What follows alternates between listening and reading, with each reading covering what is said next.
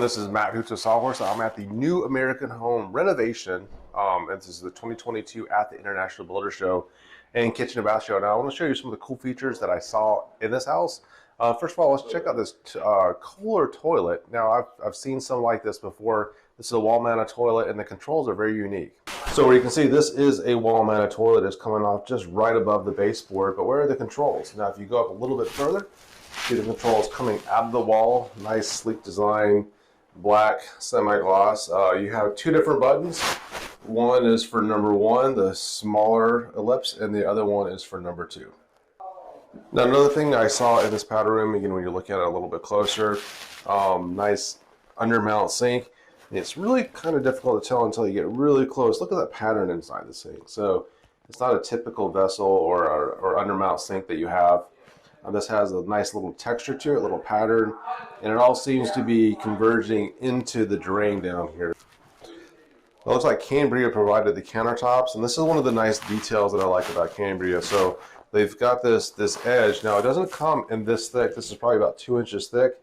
They've got a nice mitered edge here. And one of the things that's really frustrating with countertops, especially if you're not really thinking about it, is look at this. This is only 1 centimeter thick right there. We're typically going to see 2 to 3 centimeters, and you know, if you're going for that minimalist look in a bathroom, going with the thinner profile on the outside edges looks much better. Not really sure who made this mirror, but this is one of the things that I hear from our interior designers and decorators is that, you know, it's nice to have light, but you don't want too much light in a powder room. Now in this closet here, we found the system that is basically a whole house vacuum system. Looks like you've got the filter down here. This is a Dutone whole house vacuum system.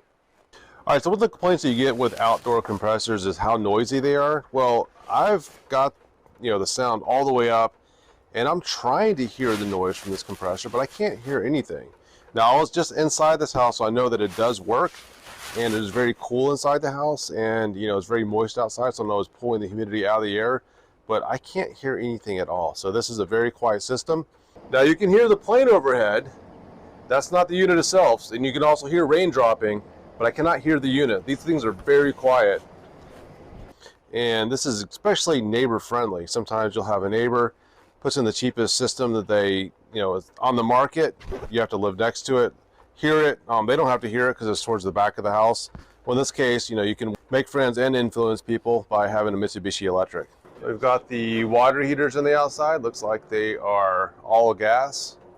So one of the ways to lower your operating cost is to put solar in your house. It looks like we've got 2 different arrays on here, and this is part of a larger system. You've got lots of fancy conduit. You've got some backups as well. I believe we have some backup battery power in the garage, and also look at the meter here. So because this house should be negative, we should see this spinning backwards, right?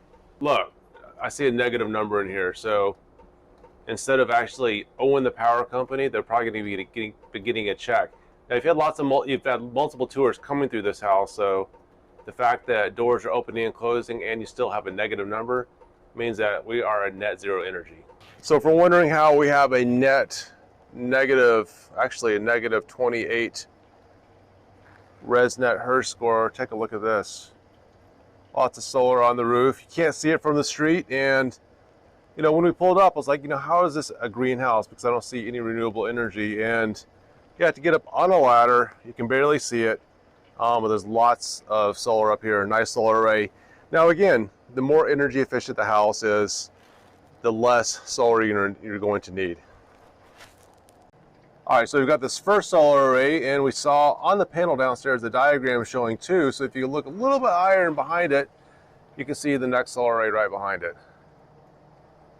Pretty impressive. So this is a sign of the architect actually knew what they were doing, and they designed the house for solar instead of, you know, after the fact trying to figure out where you're going to put all this renewable energy.